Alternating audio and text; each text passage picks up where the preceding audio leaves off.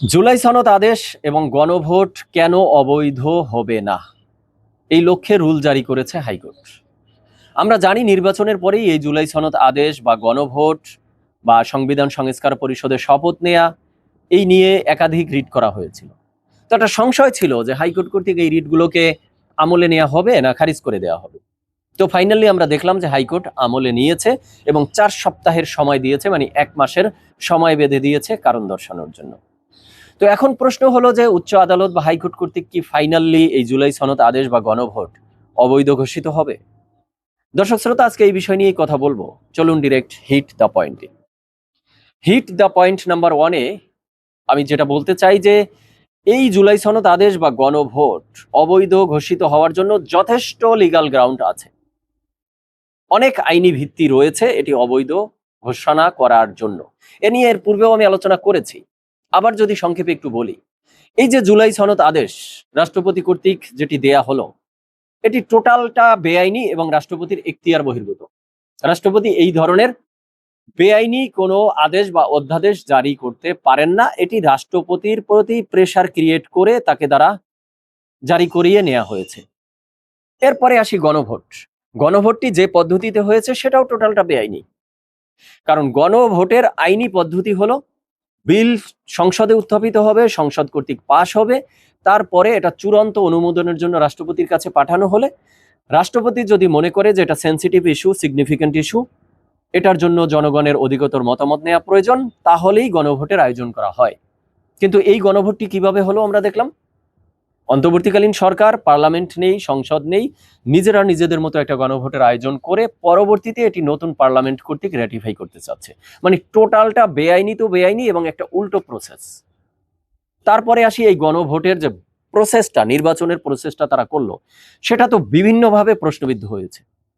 Doctor Yunus অন্তর্বর্তীকালীন সরকার হয়ে গণভোট হ্যাঁ পাশ করানোর জন্য উঠে পড়ে লেগেছিল।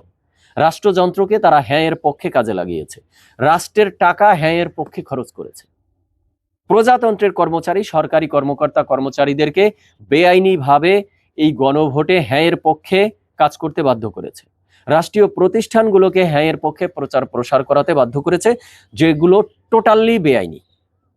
এরপরে আসি এই গণভোটের যে ফলাফল, সেই ফলাফল ঘোষণা নিয়েও দেখা গেছিল যে ইলেকশন কমিশন বা সরকারের মধ্যে কিছু ম্যাটিকুলাস ডিজাইন ছিল বলে মনে হয়। কারণ কত পার্সেন্ট হ্যাঁ ভোট পড়েছে, হ্যাঁ কত না কত, এই ফলাফল দিতে তাদের অনেক সময় নিতে দেখা গেছে, যে সময়টা নেয়ার কথা ছিল না। তারপরে দেখা গেছে যে জাতীয় ভোটের মোট কাস্টিং নির্বাচনের এবং এই গণভোটের নির্বাচনের মোট কাস্টিং ভোটের মধ্যে একটা বড় ধরনের ডিস্টেন্স দেখিয়েছে, তার যথেষ্ট উত্তরও তারা দিতে পারেনি। সর্বশেষ এই গণভোটের ফলাফলকে প্রশ্নবিদ্ধ করার জন্য যে শেষ প্র্যাকটা মারা দরকার, সেটাও মেরে দিয়েছে একটা নতুন সংশোধনী আনার মধ্যে দিয়ে। অবাক করার মতো যে গণভোটের ফলাফলে সংশোধনী আনতে হয়েছে এবং সেখানে 10 লাখের মতো হ্যাঁ ভোট কমে গেছে। তাহলে প্রশ্ন থেকেই যাচ্ছে, ভোট গণনা কিভাবে করেছিলেন? এবার আসি হিট দ্য পয়েন্ট নাম্বার 2। গণভোট যদি অবৈধ হয়ে যায়, সেই লক্ষ্যে কি এই জাতীয় সংসদ নির্বাচন অবৈধ হতে পারে? আমরা দেখেছি যে জামাতের আইনজীবী শিশির মনির বা এনসিপির যে আইনজীবী যারা এই রিটের বিপক্ষ আইনজীবী ছিল, তারা বলেছে, বিশেষ করে শিশির মনির বলেছেন যে একটি দল ইচ্ছে করে নিজের পায়ে কুড়াল মারার চেষ্টা করছে, বা বলছে গণভোট অবৈধ হয়ে গেলে এই নির্বাচনও অবৈধ হয়ে যাবে, সরকার অবৈধ হয়ে যাবে, গদি অবৈধ হয়ে যাবে, ইত্যাদি ইত্যাদি। তো আমার কাছে মনে হচ্ছে গণভোট অবৈধ হয়ে যাওয়ার সাথে সংসদ নির্বাচন অবৈধ হওয়ার কোনো লিগ্যাল গ্রাউন্ড নেই, কোনো ভিত্তি নেই। সংসদ নির্বাচনকে অবৈধ ঘোষণা করতে হলে এটার জন্য আদালতে আলাদাভাবে ফেস করতে হবে। একটা লিগ্যাল গ্রাউন্ড রয়েছে আদালতে এটা ফেস করার, সেটা হলো যে 2026 সালে কোন আইনের ভিত্তিতে নির্বাচনটি হয়েছে। নির্বাচনটি তো হওয়ার কথা ছিল শেখ হাসিনার সরকার ভেঙে যাওয়ার 90 দিনের মধ্যে বা সর্বোচ্চ 180 দিনের মধ্যে, যেটা 2024 সালের শেষে অথবা 25 সালের প্রথমার্ধে হওয়ার কথা। সেটি কেন 26 সালে হলো? তো এই গ্রাউন্ডে যদি উচ্চ আদালতে যাওয়া হয় আলাদা করে, ওই গণভোটের সাথে সম্পর্কিত না, তাহলে তো আগে ডক্টর ইউনূসকে বা তার সরকারকে কাঠগড়ায় দাঁড় করাতে হবে যে তারা ক্ষমতার অপব্যবহার কেন করেছে, তারা ক্ষমতাকে কুক্ষিগত কেন করেছে। তারা কেন 3 মাস অথবা 6 মাসের মধ্যে নির্বাচন দিল না? তার মানে সেক্ষেত্রে কিন্তু হিসাবটা অন্যদিকে চলে যাচ্ছে। আরেকটা বিষয় হলো, এই নির্বাচনকে অবৈধ করতে হলে সেক্ষেত্রে তো যথেষ্ট তথ্য প্রমাণ সহ করে যে ইলেকশন ইঞ্জিনিয়ারিং হয়েছে, ভোটে কারচুপি হয়েছে, ভোট গণনায় কারচুপি হয়েছে, এগুলো এভিডেন্স সহকারে অভিযোগ তুলতে হবে, এবং সেটা বিরোধী দল যারা রয়েছে জামাত এনসিপি তাদের পক্ষ থেকে হওয়া উচিত বলে মনে করি। কিন্তু আমরা তো দেখেছি জামাত এনসিপিরা শুরুতেই ফলাফলকে সাধুবাদ জানিয়েছে এবং তারা একটা একটিভ বিরোধী দল হবে, শ্যাডো ক্যাবিনেট গঠন করবে, উইলিংলি তারা প্রকাশও করেছে।